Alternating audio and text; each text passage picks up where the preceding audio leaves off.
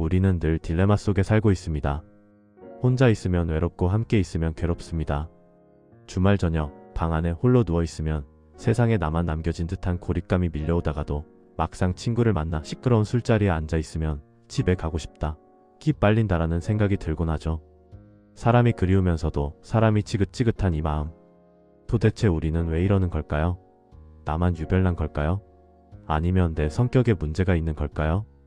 만약 이런 고민으로 밤잠을 설친 적이 있다면 오늘 우리는 19세기의 한 쾌팍한 할아버지를 만나야 합니다. 바로 염세주의 철학자라 불리는 아르투어 쇼펜하우어입니다. 쇼펜하우어는 평생을 독신으로 살았습니다. 그는 사람들을 피해 반려견 아트만과 단둘이 산책하는 것을 가장 좋아했죠. 그는 인간관계에 대해 아주 냉정한 통찰을 남겼는데 그것이 바로 그 유명한 고슴도치 딜레마 우화입니다. 이야기는 이렇습니다. 어느 몹시 추운 겨울날이었습니다. 들판에 있는 고슴도치 무리가 추위에 떨고 있었습니다. 그대로 있다가는 모두 얼어 죽을 것만 같았죠. 살기 위해 그들은 서로에게 다가가기 시작했습니다. 서로의 체온을 나누기 위해서였죠. 하지만 문제가 생겼습니다. 몸이 가까워질수록 서로의 날카로운 가시가 옆구리를 찌르기 시작한 겁니다. 아야, 따뜻함을 얻으려다 끔찍한 고통을 얻게 된 고슴도치들은 비명을 지르며 다시 멀리 떨어졌습니다. 하지만 잠시 후 매서운 추위가 다시 그들을 덮쳤습니다. 얼어 죽을 것 같은 공포는 가시에 찔리는 고통보다 더 급박했죠. 그들은 다시 슬금슬금 모여들었습니다. 그리고 다시 찔리고 다시 흩어지기를 반복했습니다. 추위라는 외로움과 가시라는 상처. 이 두 가지 고통 사이를 오가며 고슴도치들은 지쳐갔습니다. 그렇게 수많은 시행착오 끝에 그들은 마침내 발견했습니다. 서로의 온기는 느낄 수 있되 가시에는 찔리지 않는 미묘한 간격을 말이죠. 쇼펜하우어는 이것을 예의 혹은 정중함이라고 불렀습니다. 여러분, 우리의 인간관계가 이 고슴도치들과 너무나 닮아있지 않나요? 우리가 누군가를 만나는 근본적인 이유는 무엇일까요?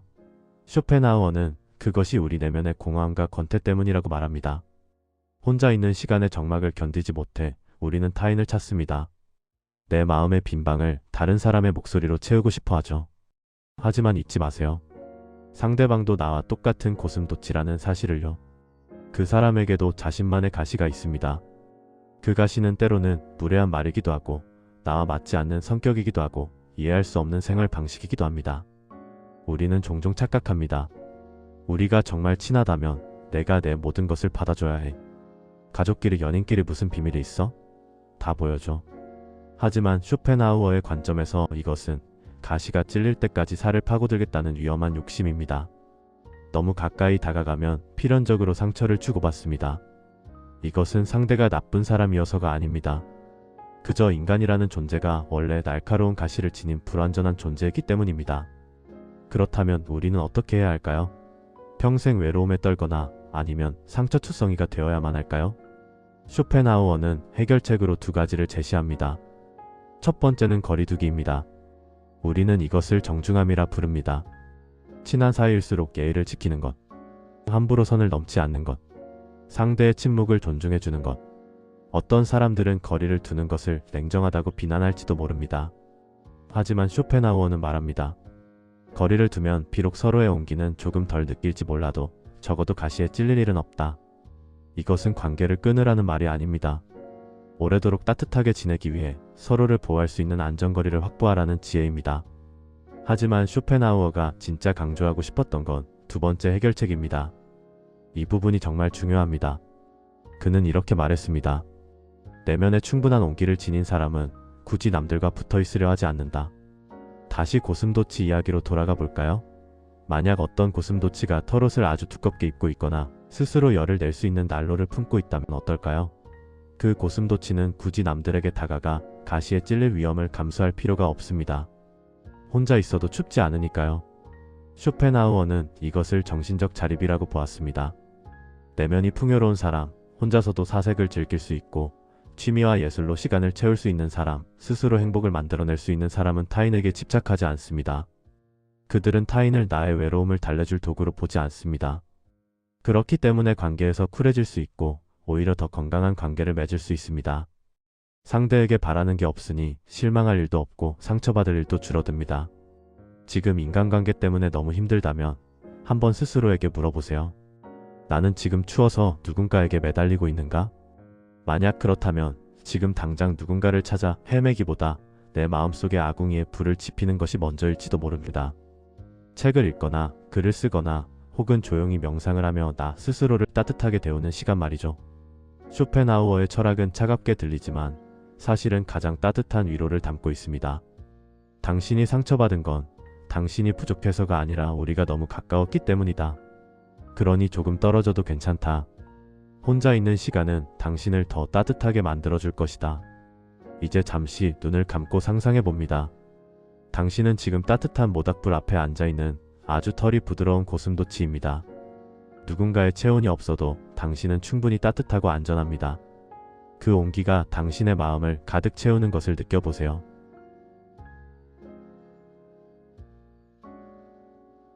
우리가 이 내면의 온기를 가질 때 비로소 우리는 타인의 가시를 너그럽게 바라볼 수 있는 여유를 갖게 됩니다. 아, 저 사람도 추워서 저러는구나 하고 말이죠. 이것이 바로 쇼펜하우어가 우리에게 전하는 고슴도치의 지혜, 그리고 혼자 있는 시간의 힘입니다. 이제 우리는 조금 더 깊은 숲속으로 들어갑니다. 쇼펜하우어가 거리두기를 통해 자신을 보호했다면 다음에 만날 철학자는 아예 고독 속으로 당당히 걸어 들어가라고 외칩니다. 자신의 운명을 사랑한 철학자 프리드리히 니체를 만나보겠습니다. 쇼펜하우어와 함께 따뜻한 난로가에서 몸을 좀 녹이셨나요? 이제 우리는 그 안온한 방을 나와 문을 열고 밖으로 나갑니다. 공기는 차갑고 바람은 매섭습니다. 우리가 향할 곳은 아늑한 평지가 아닙니다. 숨이 턱끝까지 차오르는 가파른 산길, 바로 프리드리히 니체의 고독한 설산입니다. 많은 사람들이 니체라는 이름을 들으면 신은 죽었다라는 말이나 광기 어린 천재의 이미지를 떠올립니다. 하지만 니체만큼 현대인의 불안과 공허를 정확하게 진단하고 가장 강력한 처방전을 내린 의사는 없습니다. 니체는 우리에게 묻습니다. 너는 지금 너 자신의 삶을 살고 있는가? 아니면 타인의 시선에 비친 삶을 연기하고 있는가? 현대 사회를 살아가는 우리는 잠시도 혼자 있는 것을 견디지 못합니다.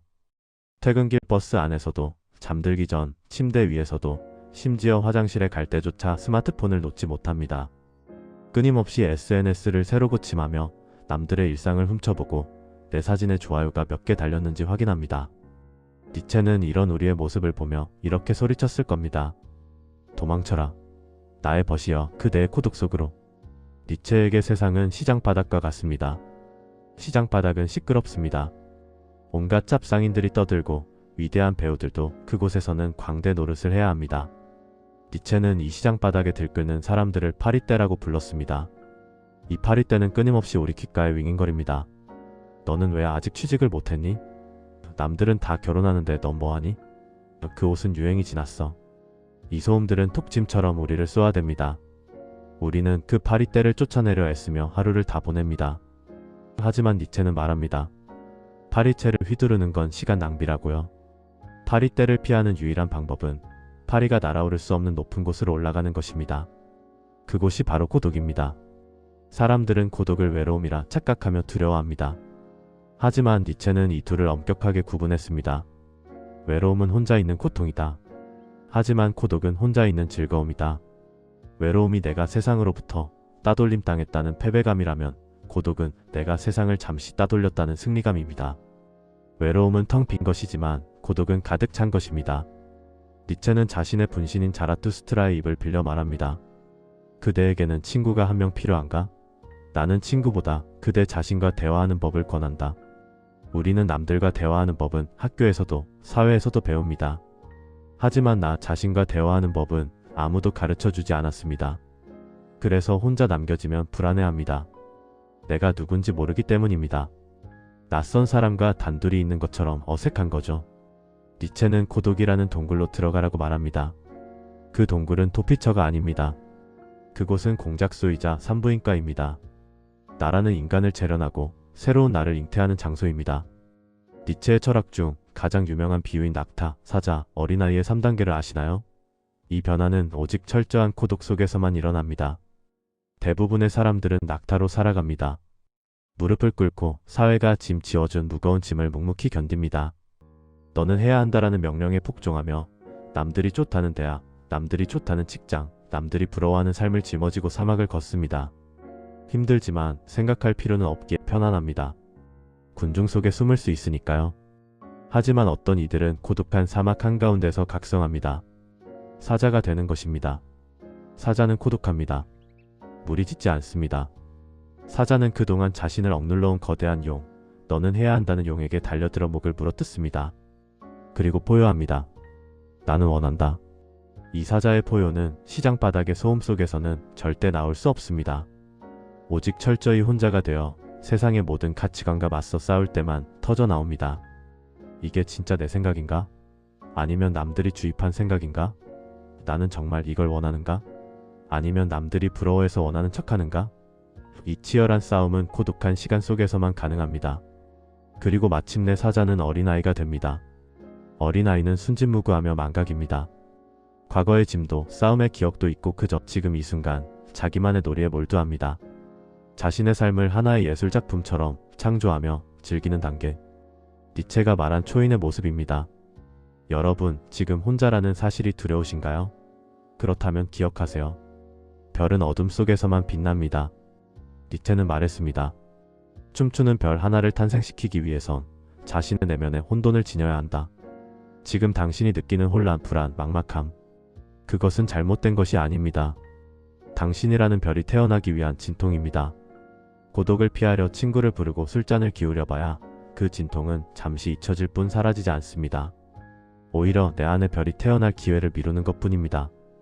니체는 고통조차 사랑하라고 말했습니다. 그 유명한 아모르 파티, 운명을 사랑하라. 이것은 어차피 일어날 일이니 체념하라는 말이 아닙니다. 내 삶에 닥쳐온 시련, 고독, 아픔까지도 내 삶의 일부로 적극적으로 받아들이라는 뜻입니다. 그래, 이 고독. 이것이야말로 나를 강하게 만드는 재료다. 이 불안. 이것이야말로 내가 살아있다는 증거다. 이렇게 외칠 때 우리는 운명의 노예가 아니라 주인이 됩니다. 높은 산에 있는 나무를 상상해 보세요. 그 나무가 하늘 높이 빛을 향해 뻗어가기 위해서는 어떻게 해야 할까요? 뿌리를 땅속 깊이 어둠 속으로 바위 틈으로 억척스럽게 박아 넣어야 합니다. 니체는 말합니다. 나무가 높이 자라려 할수록 그 뿌리는 더욱더 강하게 어둠 속으로, 심연 속으로 파고들어야 한다. 여러분의 고독은 지금 뿌리를 내리는 시간입니다. 남들에게 보이지 않는 그 어둡고 차가운 땅 속에서 당신은 누구보다 치열하게 단단해지고 있는 중입니다. 그러니 오늘 밤 혼자 있는 방 안의 정적을 두려워하지 마세요. 스마트폰을 끄고 TV를 끄고 그 고요함을 마주하세요. 그리고 귀를 기울여 보세요. 파리떼의 윙윙거리는 소리가 사라진 그 자리에 진짜 당신의 목소리가 작게 들려올 것입니다. 나는 이렇게 살고 싶다.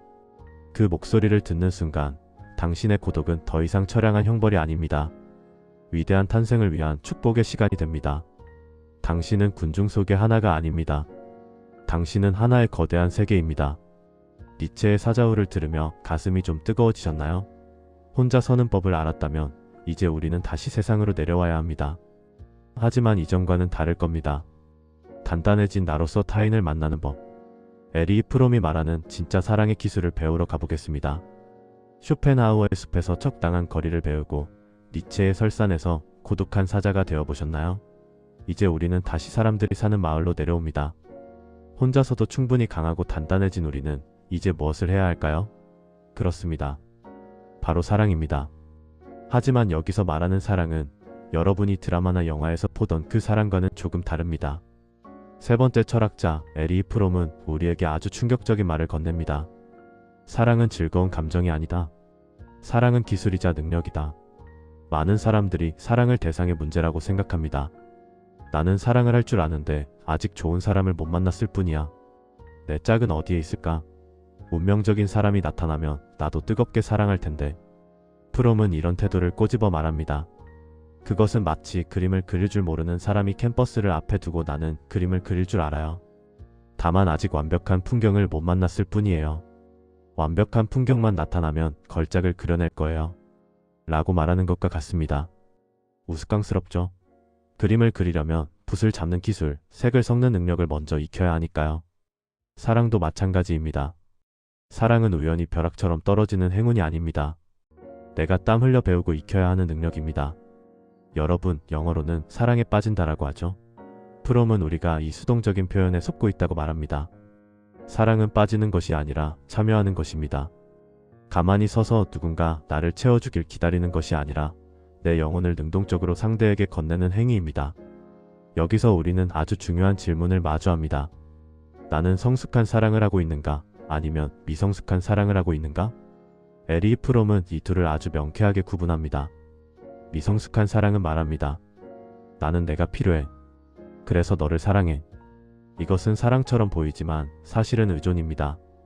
아이들이 부모를 사랑하는 방식이죠. 내가 외로워서, 내 삶이 불안해서, 나를 챙겨줄 사람이 필요해서 상대를 원합니다.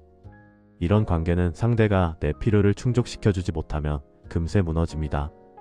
내가 어떻게 나한테 이럴 수 있어? 라는 말이 쉽게 튀어나오죠. 반면 성숙한 사랑은 말합니다. 나는 너를 사랑해. 그렇기 때문에 내가 필요해. 순서가 다릅니다. 나는 혼자서도 충분히 살 수 있습니다. 경제적으로든 정서적으로든 자립한 사람입니다. 하지만 내 안에 넘치는 생명력을 너와 나누고 싶기에 내가 필요한 것입니다. 이것은 결핍에서 오는 구걸이 아니라 풍요에서 오는 나눔입니다. 두 사람이 서로 기대어 서 있다고 상상해 보세요.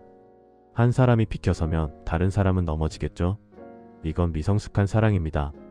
성숙한 사랑은 두 사람이 각자의 두 발로 꼿꼿이 서서 손을 맞잡는 것입니다. 손을 놓아도 넘어지지 않습니다. 하지만 잡은 손을 통해 서로의 온기를 느낍니다. 이것이 프롬이 말하는 분리되어 있으면서도 합쳐지는 사랑의 기적입니다. 그렇다면 이 어려운 사랑의 기술을 어떻게 연마해야 할까요? 프롬은 막연한 이야기가 아니라 아주 구체적인 4가지 요소를 제시합니다. 이 4가지가 없다면 그건 사랑이 아닐지도 모릅니다. 첫째는 배려입니다. 사랑은 관심입니다. 꽃을 사랑한다고 말하면서 물을 주는 것을 잊어버리는 사람을 상상할 수 있나요? 그건 꽃을 사랑하는 게 아니라 꽃을 꽂아둔 꽃병을 사랑하는 거겠죠. 사랑은 상대의 생명과 성장에 적극적인 관심을 갖는 것입니다. 둘째는 책임입니다. 여기서 책임은 의무감에 억지로 하는 것이 아닙니다. 책임이라는 단어는 반응하다에서 왔습니다. 상대가 무엇을 필요로 하는지 민감하게 반응하고 그 부름에 기꺼이 응답하는 능력입니다. 셋째는 존중입니다. 이 부분이 가장 중요합니다. 존중의 어원은 다시 보다라는 뜻입니다. 상대를 있는 그대로 보는 것입니다. 내가 원하는 대로 뜯어고치려 하지 않고 그 사람이 그 사람답게 성장하도록 지켜봐 주는 것입니다. 너는 왜 내 맘대로 안 돼? 라고 화를 내는 건 사랑이 아니라 지배욕입니다. 사랑하는 사람이 나를 위해서가 아니라 자기 자신을 위해서 성장하기를 바라는 마음. 그게 존중입니다. 넷째는 지식입니다. 상대를 알아야 사랑할 수 있습니다. 겉으로 보이는 모습뿐만 아니라 그 사람의 깊은 내면, 말하지 못한 불안과 상처까지 이해하려고 노력하는 것입니다. 오늘 화났어? 라고 묻는 대신 그 화 뒤에 숨겨진 슬픔을 알아차리는 것. 그 이해가 사랑을 완성합니다. 여러분은 지금 사랑하는 사람에게 이 4가지를 주고 있나요? 아니면 받기만을 기다리고 있나요? 에리 프롬의 이야기는 결국 다시 나 자신에게로 돌아옵니다. 그는 말합니다. 자신을 사랑하지 않는 사람은 타인도 사랑할 수 없다. 많은 사람이 자기를 사랑하는 것과 이기적인 것을 혼동합니다. 이기적인 사람은 자기를 사랑하는 게 아닙니다. 오히려 자기를 싫어하기 때문에 그 공허함을 채우려고 타인의 것을 탐하는 것입니다. 진짜 자기를 사랑하는 사람은 내면이 충만하기에 타인에게 줄 수 있습니다. 나의 기쁨, 나의 관심, 나의 이해, 나의 지식, 내 안에 살아있는 모든 것을 주는 행위. 주는 것은 뺏기는 것이 아니라 나의 잠재력을 확인하는 최고의 기쁨입니다. 니체의 고독을 견뎌낸 사람만이 프롬의 사랑을 실천할 수 있습니다. 혼자 있을 때 고요함을 즐길 줄 아는 사람만이 둘이 있을 때 대화를 깊게 만들 수 있습니다. 사랑은 명사가 아니라 동사입니다. 가슴이 뛰는 상태가 아니라 내가 매 순간 실천해야 하는 행위입니다. 오늘 밤 사랑하는 사람을 떠올려 보세요. 연인일 수도, 가족일 수도, 혹은 친구일 수도 있습니다. 그리고 스스로에게 약속해 보세요. 나는 너를 통해 내 외로움을 채우지 않겠다. 대신 나의 충만함으로 너를 더 자유롭게 하겠다. 그 결심이 서는 순간 당신은 더 이상 사랑을 구걸하는 어린아이가 아닙니다. 사랑을 창조하는 예술가가 되는 것입니다. 20분 동안의 철학 여행 어떠셨나요? 고슴도치의 지혜로 자기를 지키고 사자의 용기로 고독을 즐기며 예술가의 마음으로 사랑을 실천하는 삶. 이 3가지가 당신의 삶을 지탱하는 든든한 기둥이 되기를 바랍니다. 지금까지 읽어주는 철학이었습니다. 오늘 밤은 나를 사랑하고 또 세상을 사랑하는 충만한 꿈 꾸시길 바랍니다. 감사합니다.